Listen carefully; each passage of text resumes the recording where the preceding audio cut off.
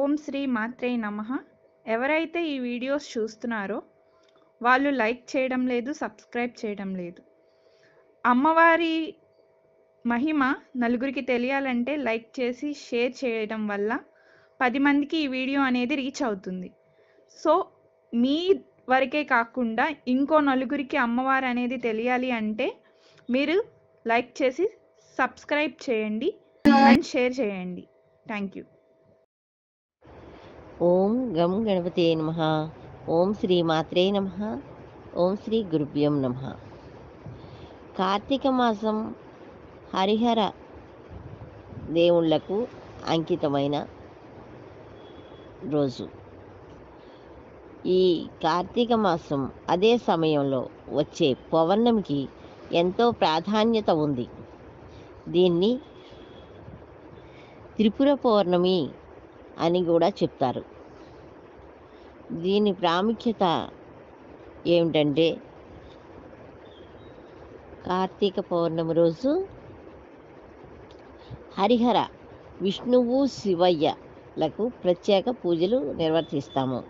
కార్తీక మాసంలో పవిత్ర నదీ స్నానము, దీపారాధన, దీపదానము ఎంతో ప్రసిద్ధి చెందినది. ఈ మాసంలో చెరువులు, బావులు, కాలువల్లో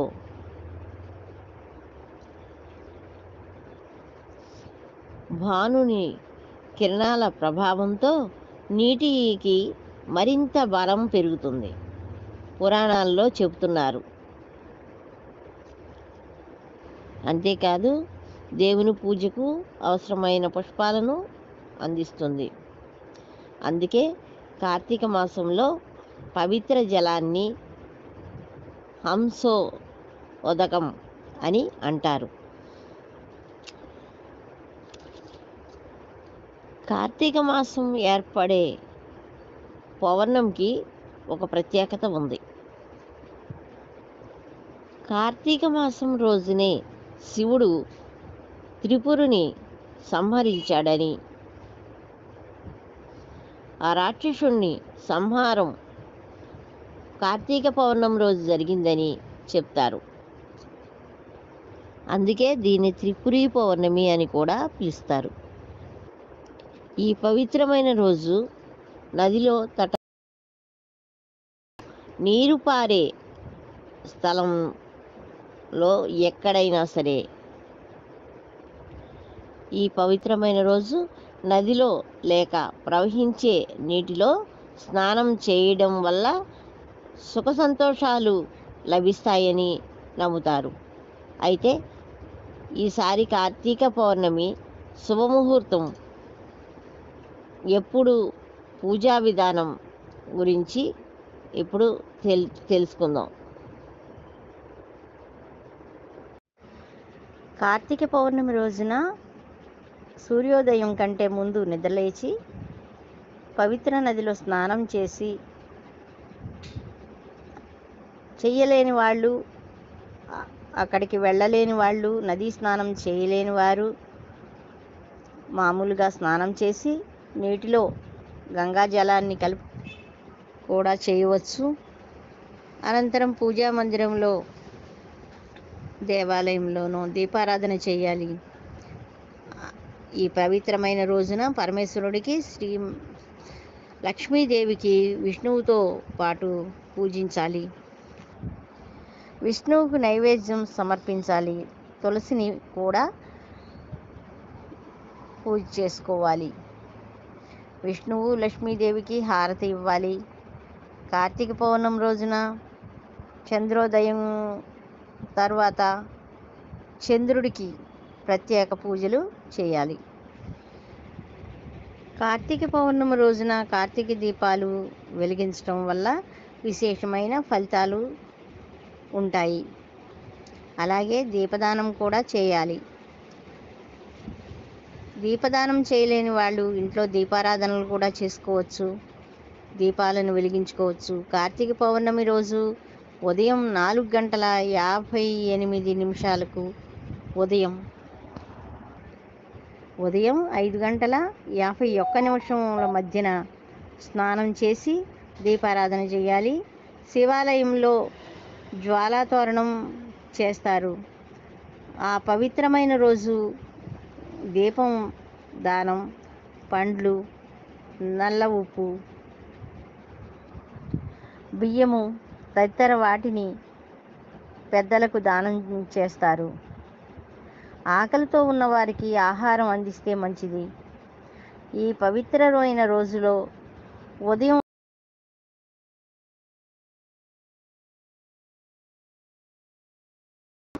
6:44 నుండి ఉదయం 10:45 వరకు సత్యనారాయణ పూజ చేసుకోవచ్చు. 40 సంవత్సరాల నుంచి ఈ విధంగా శ్రీ శ్రీ నాగలక్ష్మి అమ్మవారి శక్తిపీఠంలో కార్తీక దీపాలను వెలిగిస్తూ కార్తీక దీపోత్సవం అనేది చేసుకుంటున్నాము. ఈ చిన్న గుడిలో కార్తీక దీపోత్సవం అనేది కార్తీక సోమవారాలు, కార్తీక పౌర్ణమి,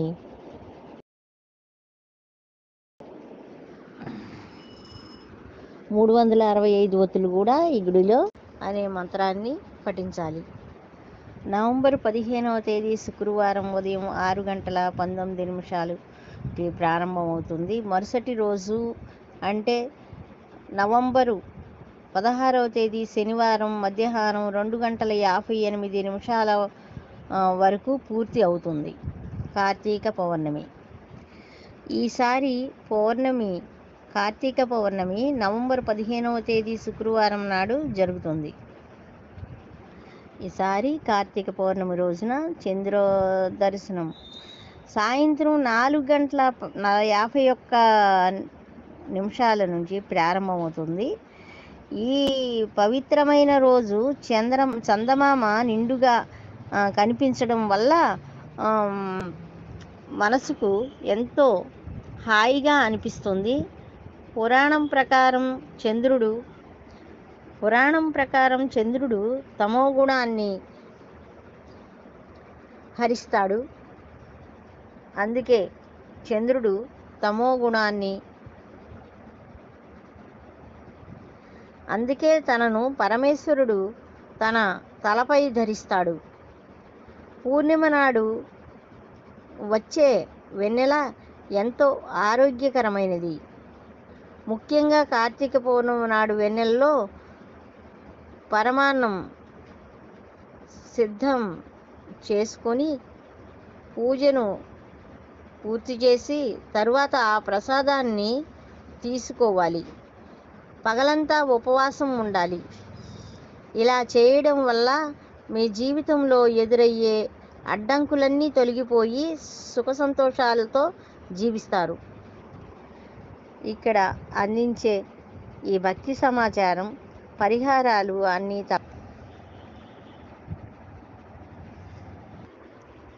శ్రీ శ్రీ నాగలక్ష్మి అమ్మవారి శక్తిపీఠంలో 40 సంవత్సరాల నుంచి ఇదే విధంగా పూజలు చేసుకుంటూ ఇదే విధంగా దీపాలను కార్తీక పౌర్ణమి రోజు సాయంత్రం దీపాలను గుడి చుట్టూతా వెలిగించటము, ఇంటి చుట్టూతా వెలిగించటము, లేకపోతే గుడిలో వెళ్ళి వెలిగించటము, ఇవన్నీ చేయలేని వాళ్ళు మనస్సుతో దీపారాధన చేస్తున్నాము అని ఒక సంకల్పం చెప్పుకొని అమ్మవారిని, శివుడిని, విష్ణుమూర్తిని ధ్యానం చేయటం అనేది ముఖ్యమైంది. ఏది చేయలేకపోయాము అనే బాధ అనేది ఎవరు బాధపడకూడదు. ఎవరికి తోచినది వారుగా చేసుకుంటే అది మనస్ఫూర్తిగా చేయగలగాలి, మనస్సుతో చెయ్యాలి. అలా చేస్తేనే అది పవిత్రంగా, పూజనీయంగా, భక్తిపరంగా భగవంతుడు మనల్ని ఆశీర్వాదం అనేది దొరుకుతుంది. భగవంతుడు వారి యందు, వారి కుటుంబాల యందు భగవంతుడు అనుకూలత పరిస్థితిని చూపిస్తారు. శుభం భూయాత్.